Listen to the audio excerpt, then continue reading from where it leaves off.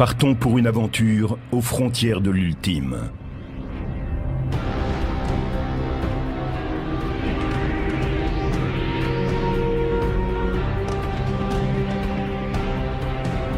Celui qui veut traverser les jungles galactiques doit passer par des zones cosmiques en pleine effervescence. Des espaces mystérieux en proie à la violence.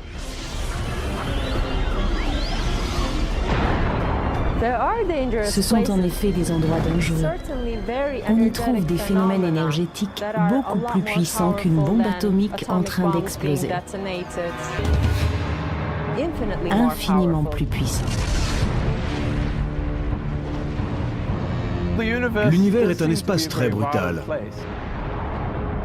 Il semble déjà qu'il soit né d'une terrible explosion appelée le Big Bang, et toutes sortes de processus d'une grande violence s'y produisent.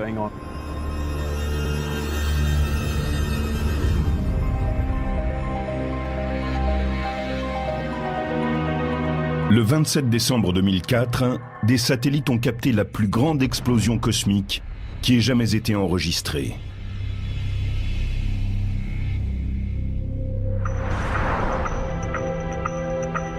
Située à 30 000 années-lumière, elle a eu le pouvoir d'altérer à un moment l'atmosphère supérieure de notre planète.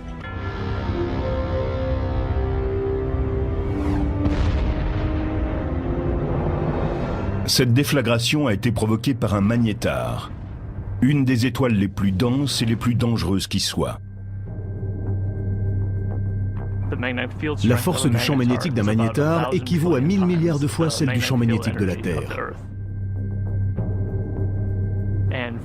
Elle serait capable d'effacer les informations d'une carte de crédit à 150 000 km de distance. Ce qui correspond à la moitié de celle qui nous sépare de la Lune.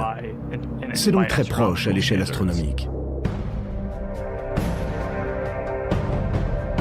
Ces étoiles à neutrons possèdent le champ magnétique le plus puissant de tout l'univers.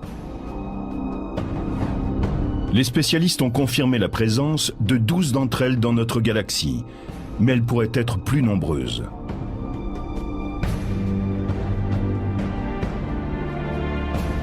Brian Cameron, de l'Institut californien de technologie, le Caltech, scrute la Voie lactée à la recherche de ces objets étranges.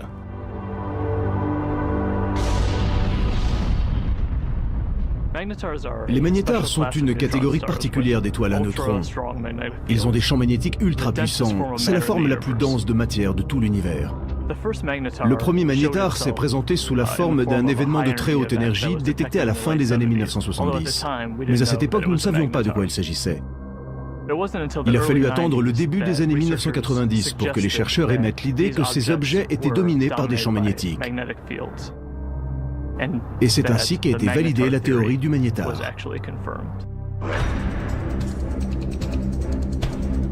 Les magnétars naissent au moment de l'agonie d'étoiles massives. Quand l'une d'entre elles meurt, elle commence par s'effondrer en une supernova. Parfois aussi, une étoile à neutrons peut se former à partir des cendres de cette supernova. Au cours du processus, certaines étoiles à neutrons deviennent des magnétars aux puissants champs magnétiques. Ceux-ci sont une source puissante de rayons X et de rayons gamma.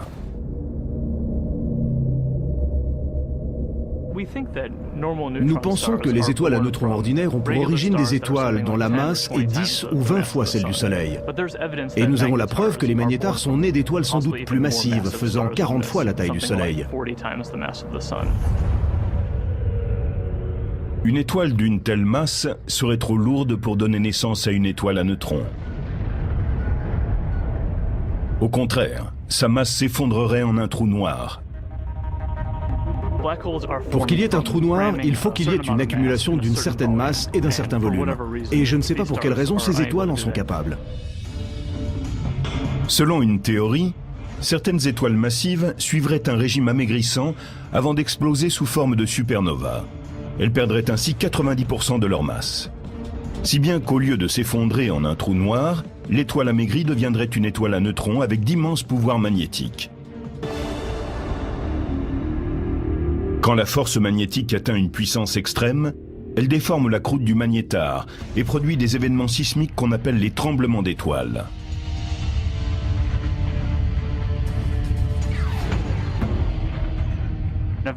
Finalement, cette croûte craque sous le choc. Et le champ magnétique se reconfigure en ayant un taux d'énergie plus faible. Quand cela se produit, une boule de feu est lancée par l'étoile sur son côté.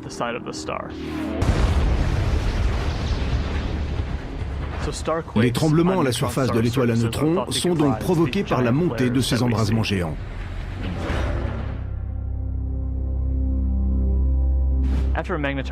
Quand un magnétar subit une de ces conflagrations, toutes les étoiles de la galaxie sont illuminées pendant quelques dixièmes de seconde. À l'intérieur de ces embrasements géants se produisent de brèves explosions de rayons gamma qui se déplacent à la vitesse de la lumière. Ces bouffées géantes d'énergie sont des explosions de rayons gamma. Elles durent moins d'une seconde. Et elles comprennent tout le spectre des rayons X, de couleur très dure par rapport à d'autres types d'explosions comme celles de rayons gamma.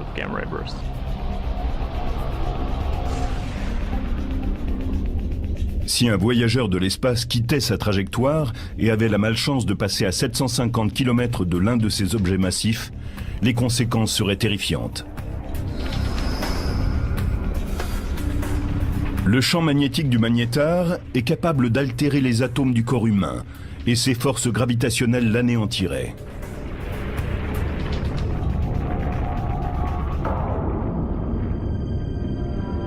Mais à quelle distance un magnétar peut-il causer des dégâts dans notre système solaire ?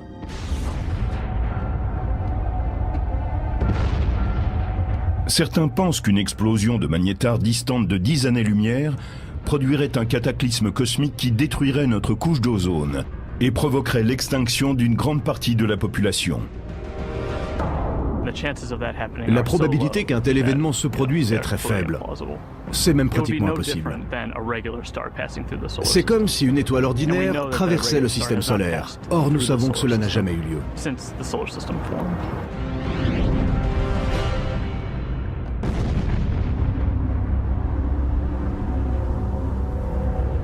Les spécialistes pensent que les magnétars ont seulement quelques milliers d'années et qu'ils seront très affaiblis au bout de 10 000 ans.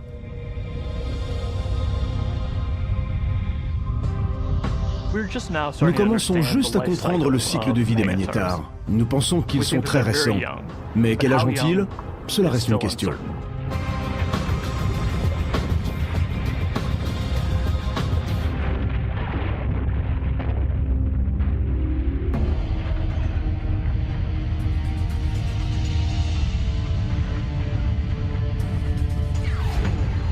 À côté des magnétars, les satellites et les observatoires terrestres ont remarqué dans l'espace d'autres objets violents.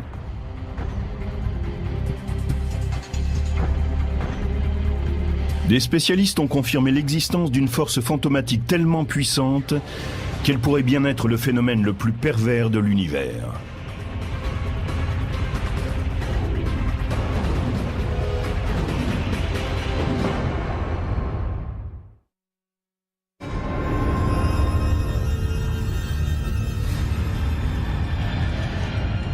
Des voyous très discrets hantent toutes les galaxies.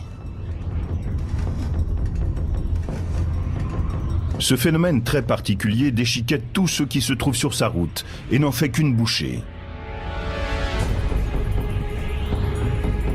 C'est l'un des phénomènes les plus bizarres et les plus destructeurs que l'on connaisse. C'est le trou noir.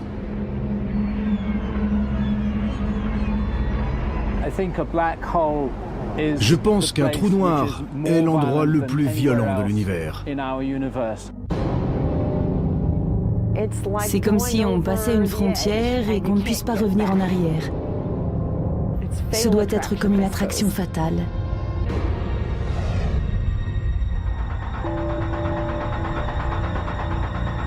Un trou noir est une région de l'espace où la pression de la gravitation est tellement immense que rien ne peut lui échapper, même pas la lumière.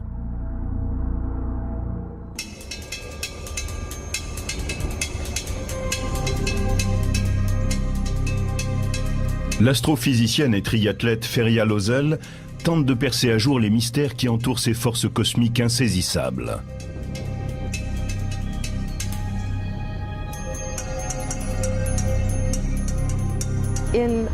Dans un trou noir, la force gravitationnelle est tellement puissante qu'aucune autre force ne peut rivaliser.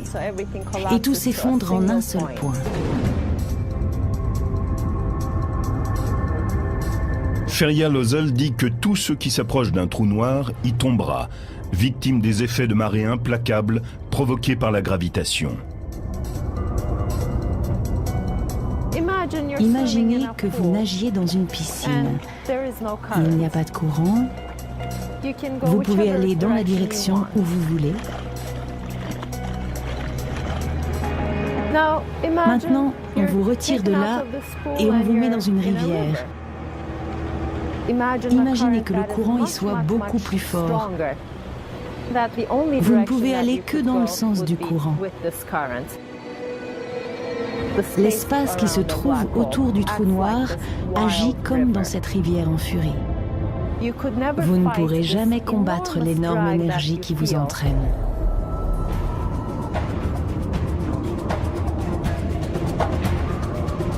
Quand un objet s'approche du bord, qu'on appelle l'horizon du trou noir, il atteint un point de non-retour.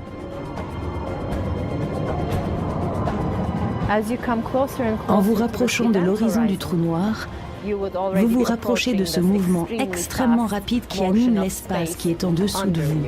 À ce moment-là, la seule direction que vous pouvez prendre est celle du trou noir.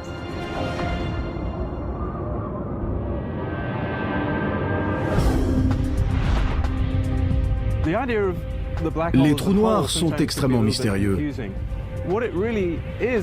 C'est un endroit dont vous pouvez très bien ne pas revenir, ou en tout cas, pas tel que vous étiez en partant.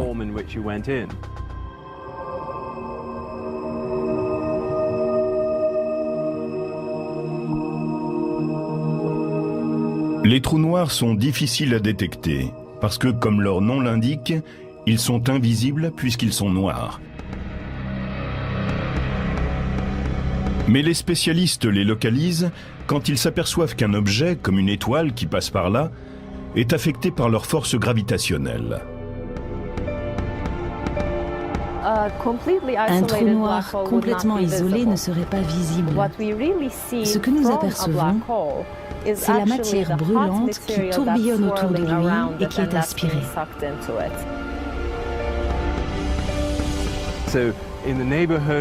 À la périphérie de ces objets très puissants, vous allez avoir tout un tas de radiations qui résultent du fait que le trou noir presse la matière, l'étire et la tord quand il l'absorbe. Les trous noirs avalent tout ce qui est à leur portée.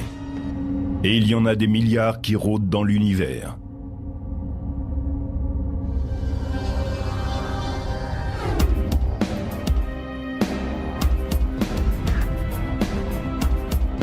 L'astrophysicienne Andrea Ghez fait partie des plus grands chasseurs de trous noirs au monde.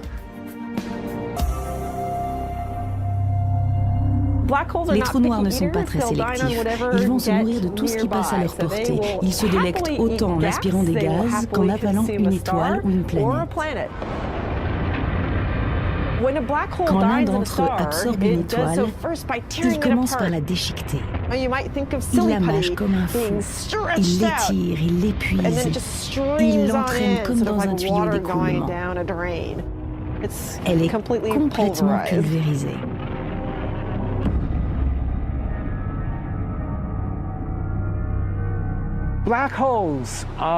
Les trous noirs naissent de l'effondrement du noyau d'une étoile massive, un objet dont la masse est 25 ou 30 fois plus importante que celle du Soleil, voire plus.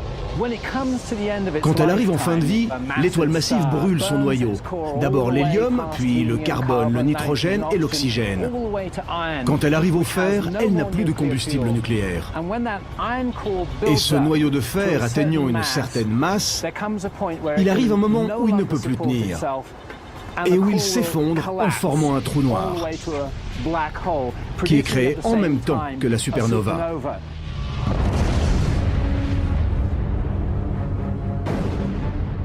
La supernova explose en émettant des quantités d'énergie, si bien que tout ce qui est à proximité est anéanti. Puis les débris de l'explosion tombent dans le trou noir qui vient de se former. Et il semble que la clé de l'attraction du trou noir soit la force de la gravitation. La force gravitationnelle va attirer les objets alentour comme elle fait tourner les planètes autour du Soleil. En fait, les étoiles vont tourner en orbite autour du trou noir pendant une grande partie de leur vie sans être aspirées. Elles sont parfaitement en sécurité tant que l'attraction fatale ne s'exerce pas sur elles. Mais si elles s'aventurent trop près, tout près du bord, elles sont avalées.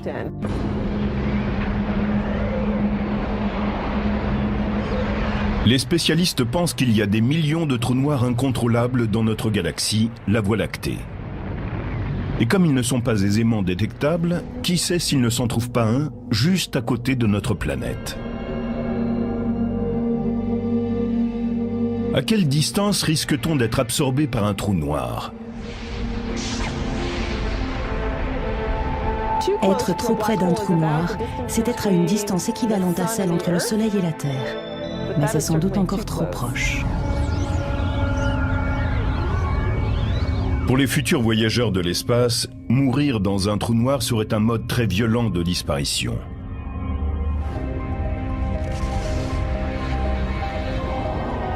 La manière dont le monstre vous détruirait dépend de sa taille, car on compte deux catégories différentes de trous noirs. La plupart d'entre eux sont des trous stellaires, dont la masse est 5 à 30 fois celle du Soleil.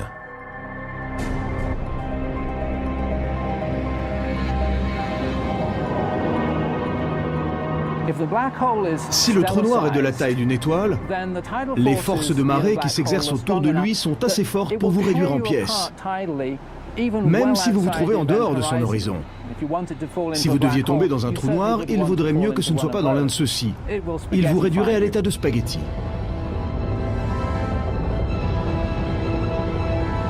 Mais à côté des trous noirs stellaires, on trouve de véritables monstres. Leur masse est des millions, voire des milliards de fois plus importante que celle du Soleil. Et les scientifiques pensent que ces géants occupent le centre de chaque galaxie, y compris la nôtre.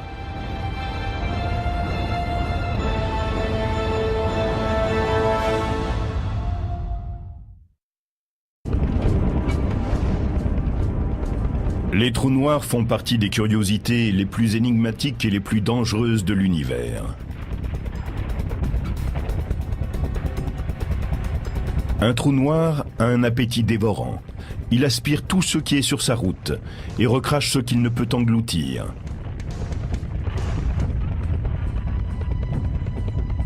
Aujourd'hui, les scientifiques ont découvert qu'il y avait des trous noirs supermassifs, qui sont des millions de fois plus importants que leurs cousins stellaires.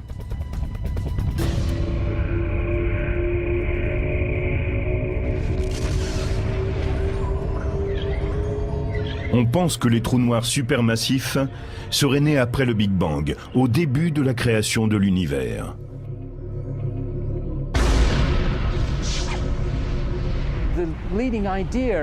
À leur naissance, lors de l'effondrement du cœur d'une étoile massive, ils seraient nés sous forme de trous noirs stellaires. Puis ils auraient grandi en se nourrissant essentiellement du gaz d'autres galaxies, avec lesquelles ils seraient entrés en collision.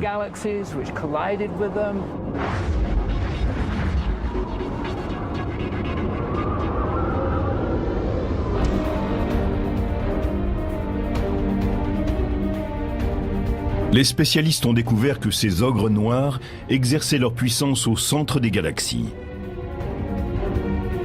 On pense que les trous noirs supermassifs sont très certainement au centre de la galaxie parce que ce sont les objets les plus massifs.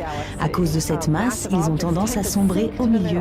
Et c'est pour cette raison que vous les trouverez toujours au centre d'une galaxie.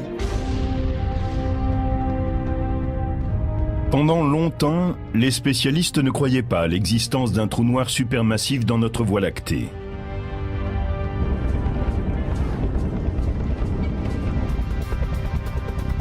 Mais en 1995, l'astrophysicienne Andrea Ghez décide de prouver le contraire. Au cours des 10 dernières années, nous avons mené une expérience qui consistait à poser la question suivante: y a-t-il un trou noir supermassif au centre de notre galaxie? Pour ça, nous avons observé les mouvements des étoiles au centre de la galaxie pour voir s'il ne s'y trouvait pas une grande quantité de masse à l'intérieur d'un tout petit volume. Ce serait la preuve de l'existence d'un trou noir.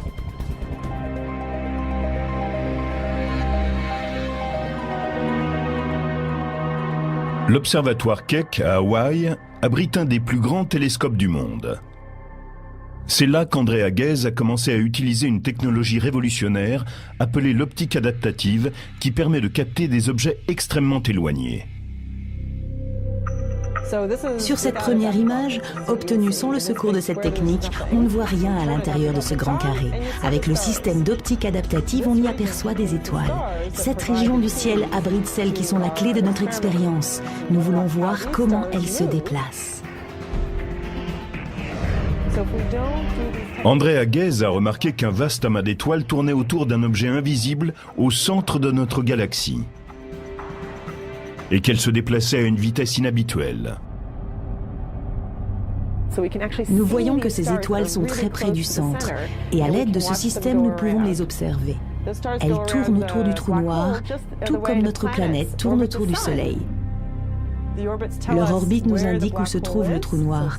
Il est exactement là où sont ces étoiles, au centre de notre galaxie. Et en voyant à quelle vitesse va l'étoile et comme son orbite est resserrée, nous pouvons dire où est le trou noir dont nous pensons aujourd'hui qu'il équivaut à 4 millions de fois la masse du Soleil.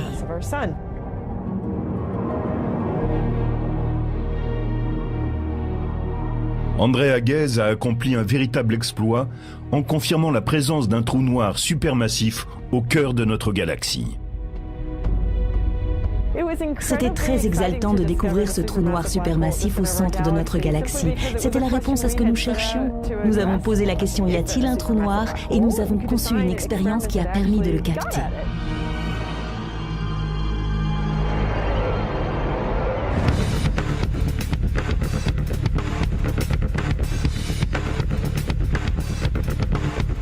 Pour l'astrophysicien Andrew Hamilton, la mort dans un trou noir supermassif serait différente de celle qu'on rencontrerait au sein de sa cousine de masse stellaire plus petite. Si vous voulez aller là-bas en touriste et vivre cette expérience extrême qui consiste à tomber à l'intérieur d'un trou noir et à découvrir ce qu'il s'y trouve, faites donc un tour dans un trou noir supermassif. C'est ce qu'il y a de mieux.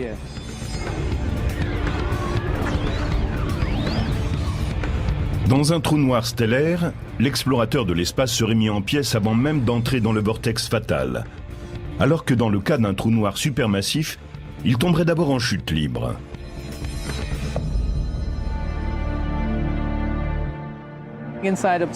Si la masse d'un trou noir supermassif est plus importante, sa taille l'est aussi. Ce qui signifie que les forces de marée sont assez faibles et que vous pourriez passer son horizon et tomber dans le trou noir sans être déchiqueté par l'effet de la force gravitationnelle. Mais au fond du trou noir, la force centrifuge issue de la rotation du trou noir produit une réaction. Et s'il y a la moindre matière à l'intérieur, alors ce qui tombe dans le trou noir va entrer en collision avec ceux qui essayent d'en sortir. Et ce choc d'énergie va produire un tourbillon inimaginable de plasma très chaud et très dense. Dans ce cas, vous êtes destiné à être rôti.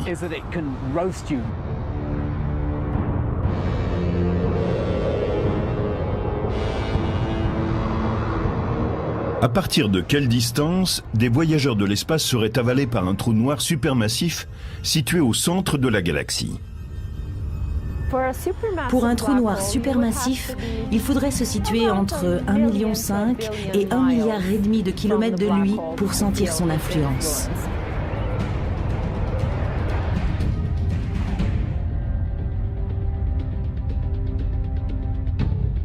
Au cours des années, le télescope à rayons X Chandra a capté les trous noirs supermassifs de notre galaxie.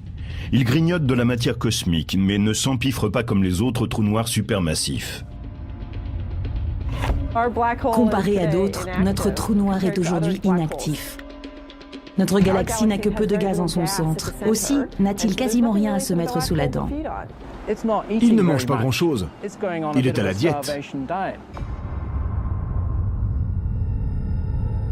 Le trou noir supermassif de notre galaxie semble être réduit au jeûne. Ceci est en partie dû au fait qu'en vieillissant, la galaxie a de moins en moins de matière à lui fournir.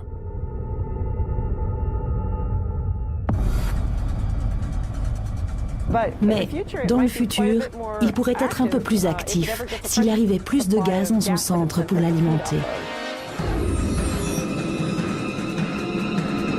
Une façon de redonner de l'appétit à notre trou noir supermassif est d'entrer en collision avec une autre galaxie.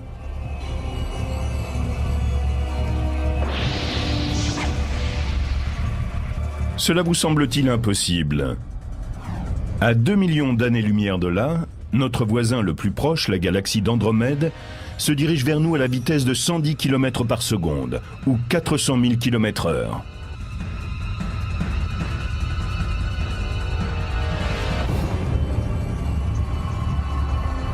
Selon les spécialistes, les deux galaxies entreront un jour en collision. Et sous le choc, la plus grande galaxie peut s'engager dans un des actes les plus primitifs que l'univers connaisse.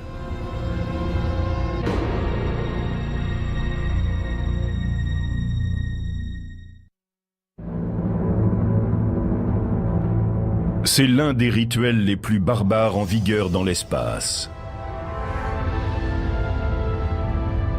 Une galaxie plus vaste peut en dévorer une plus petite qu'elle.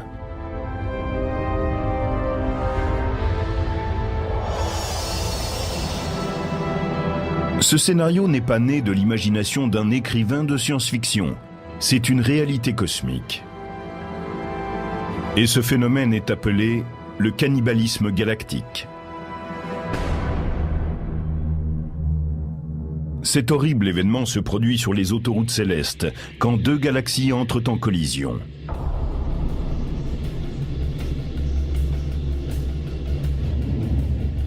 Elles peuvent alors se mélanger au cours d'une fusion barbare. C'est très violent pour la galaxie. Elle est réduite en lambeaux.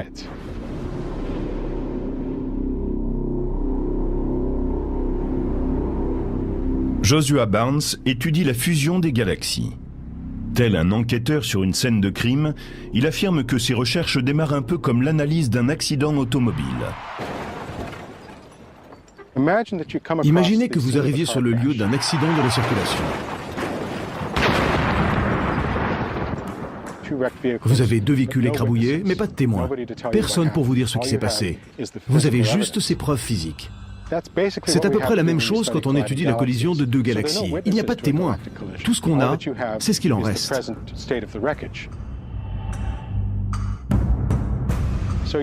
Il faut donc mener une sorte d'enquête pour tenter de reconstituer ce qui s'est passé sur la base de ce qu'on a aujourd'hui.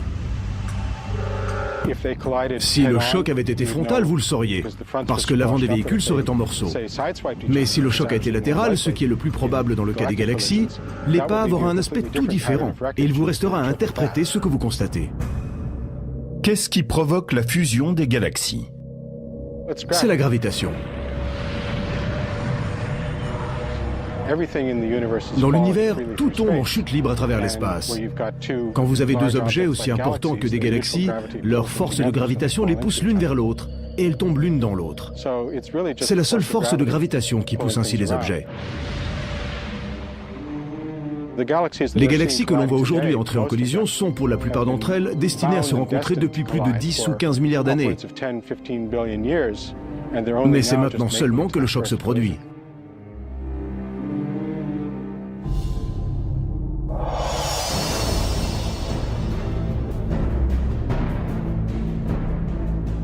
Notre galaxie, la Voie lactée, se dirige vers sa plus proche voisine, Andromède. Toutes deux sont des galaxies de forme spirale, mais Andromède a une masse 2 fois plus importante, avec un trou noir supermassif équivalent à 30 millions de soleils.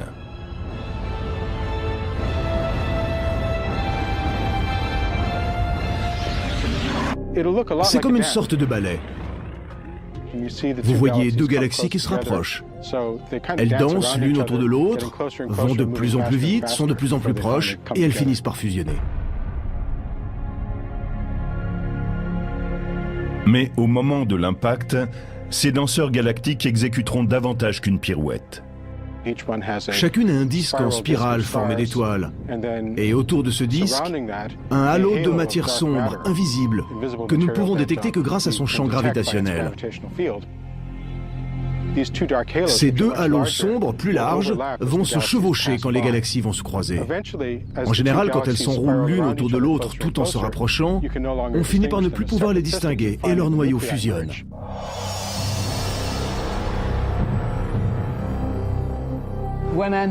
Quand Andromède et la Voie lactée se rencontreront, on assistera à la plus grande collision qu'ait jamais connue notre galaxie en 5 milliards d'années. La bonne nouvelle, c'est que dans le système solaire, nous sommes aux premières loges. Les deux galaxies, leurs disques spiraux, se déchireront pour donner des formes fantastiques sous l'effet de marée.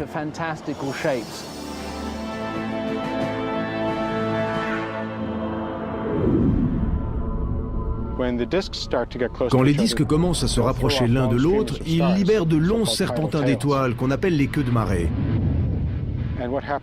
Le Soleil et le système solaire devraient être à l'abri, mais c'est difficile à prévoir. Nous pourrions avoir la chance d'être sur une de ces queues de marée et avoir une vue d'ensemble de tout le processus en passant à côté.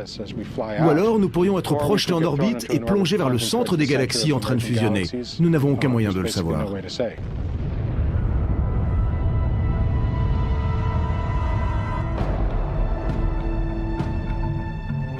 Pendant la fusion, si notre système solaire se déplace à travers les franges extérieures d'Andromède, nous pourrions ne rien remarquer. D'un autre côté, de nombreuses étoiles et du matériau spatial pourraient être propulsés en direction des planètes et venir perturber leur orbite autour du Soleil. Toute la galaxie pourrait même devoir affronter un cataclysme cosmique. Cela pourrait avoir des conséquences non moins dangereuses. La première d'entre toutes pourrait être l'apparition de nombreuses formations d'étoiles à la suite de la fusion. Actuellement, la Voie lactée et la galaxie d'Andromède sont emplies de gaz stellaire, la matière brute d'où naissent les étoiles. La fusion signifierait qu'un plus grand nombre de supernovas passerait dans notre voisinage. Et cela pourrait créer des ondes de choc, des explosions de rayons cosmiques qui auraient de graves conséquences.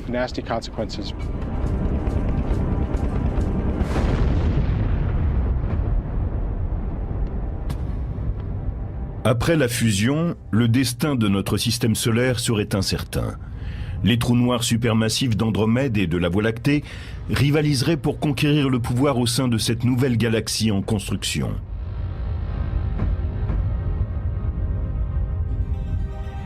Quand elles fusionneront, elles donneront naissance à une nouvelle galaxie. Et ces deux trous noirs supermassifs formeront une spirale au centre de celle-ci. Pendant un court instant, ils seront un trou noir binaire. Et ces trous noirs commenceront à absorber le gaz. Au fur et à mesure où les objets seront attirés par la collision, le gaz tombera dans ces trous noirs. Ils vont se mettre en marche et émettre des radiations. Mais il sera possible d'assister à de vrais feux d'artifice, puisque les trous noirs seront alimentés par la matière qui tombera. C'est une réelle possibilité. À ce moment-là, pour admirer le processus, il faudrait être sur une de ces queues de marée et avoir échappé à la collision.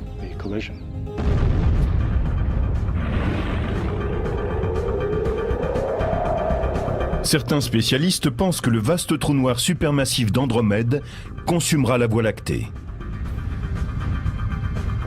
Les deux trous noirs vont former au centre une spirale et devenir un trou noir binaire, avant de fusionner l'un avec l'autre pour devenir un trou noir supermassif encore plus grand.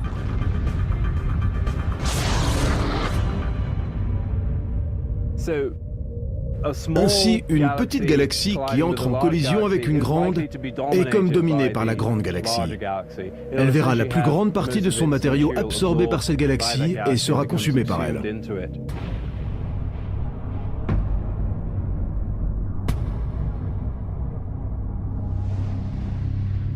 Pour les spécialistes, ces fusions de galaxies constituent le mode de vie de l'univers.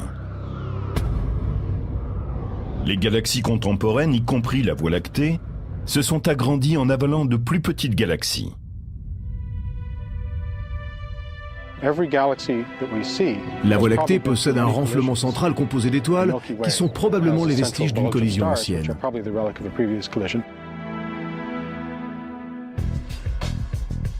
La plupart des spécialistes sont d'accord pour dire que la fusion de la Voie lactée avec Andromède ne se produira pas avant 3 milliards d'années.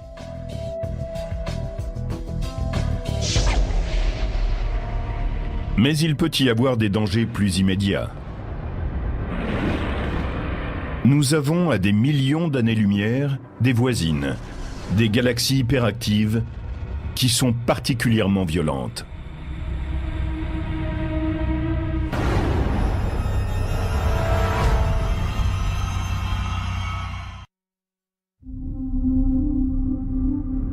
Au cœur de certaines d'entre elles vivent des monstres cosmiques qui transforment le trajet de la Voie lactée en un parcours extrêmement dangereux.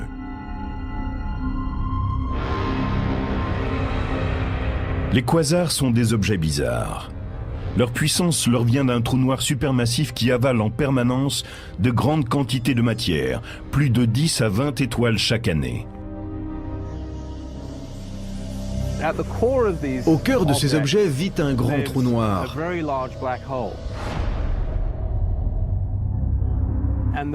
Et le rôle de ce trou noir est de générer une énorme quantité d'énergie.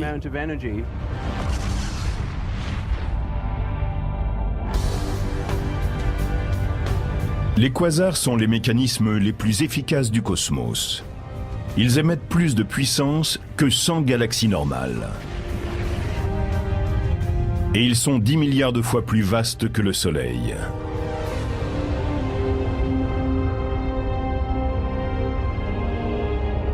Mais comment naissent les quasars ?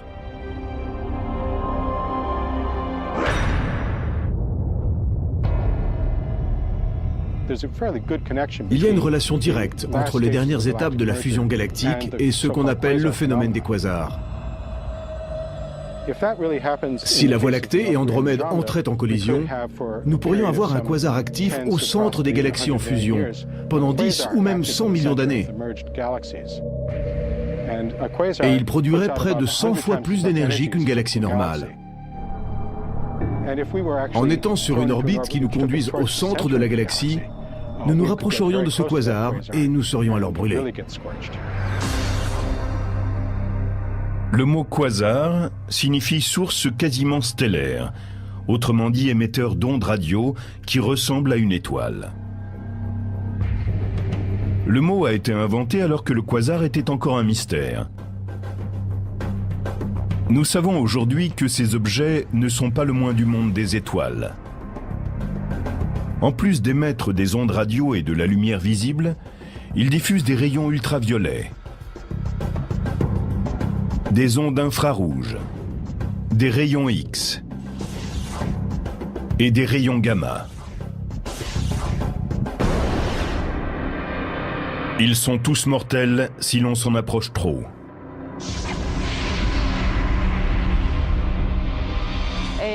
Le quasar est un trou noir supermassif qui agit à très longue distance. Il est puissant, il émet de la lumière et nous pouvons l'observer dans de nombreuses catégories d'ondes.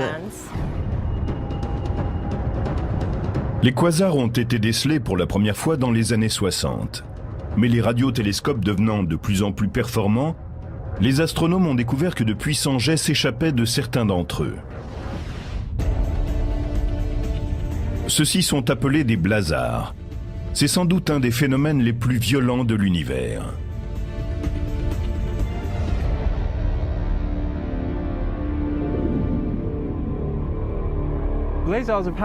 Les blazars tirent leur puissance des trous noirs comme les quasars, mais en même temps ils sont différents. Toute l'énergie qui est concentrée en eux s'échappe sous forme de jets lumineux extrêmement puissants.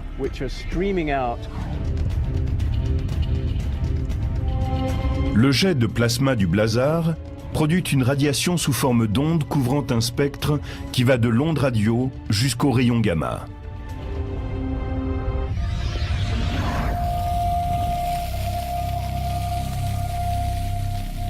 L'astrophysicien Glenn Piner a enquêté sur les conditions qui règnent au cœur de ces étranges objets.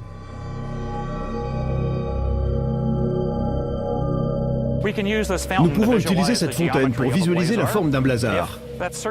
La base circulaire de la fontaine représente le disque d'accrétion. Le jet d'eau qui en sort représente le jet de plasma qui s'échappe du blazar. Si la planète Terre était dirigée vers l'endroit d'où sort l'eau, nous pourrions apercevoir un blazar.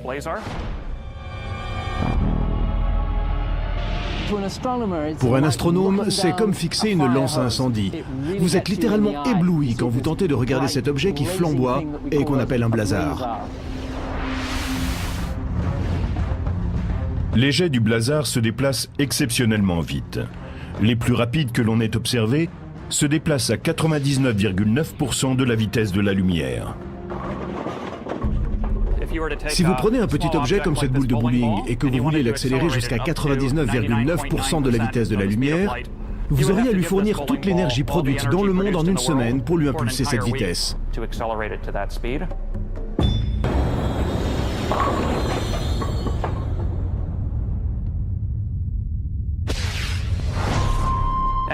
Lorsqu'il s'agit des blazars, nous n'accélérons pas de petits objets comme ces boules de bowling, mais de grandes masses équivalentes à celles de Jupiter, ou même plus encore. Les jets reçoivent donc du blazar des quantités incroyables d'énergie. Les blazars ont des conséquences inimaginables sur les objets cosmiques qui passent trop près de ces jets mortels. S'il y avait une planète située à quelques années-lumière seulement d'un de ces jets, la radiation émise serait des millions de fois celle d'une étoile. Et elle y serait exposée en permanence. Je ne crois pas qu'on pourrait découvrir de la vie sur une planète qui serait sous le jet d'un blazar.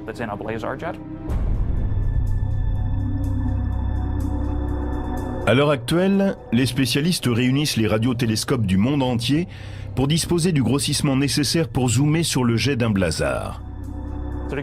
Pour vous donner une idée de ce dont nous avons besoin, il faudrait atteindre un grossissement qui permettrait de lire de New York le journal que quelqu'un tiendrait à Los Angeles. Nous aimerions voir le trou noir le plus près possible pour expliquer la façon dont ces jets sont accélérés et portés à de telles vitesses.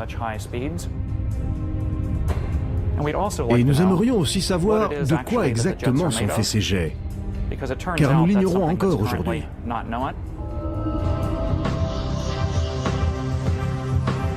Avant d'en savoir plus sur les blazars, les astronomes vont continuer à les surveiller, tout comme les autres endroits dangereux et incontrôlables de l'espace. Il est vrai que des événements violents se produisent dans l'univers. Cela représente énormément d'énergie, beaucoup plus que tout ce que nous pouvons imaginer sur Terre. C'est comme si des milliards de soleils brillaient en même temps. Voilà la quantité d'énergie dont nous parlons. Mais le fait que nous en soyons très éloignés contribue à la survie des espèces. Si nous voyagions plus loin dans l'espace, nous aurions davantage à nous en soucier.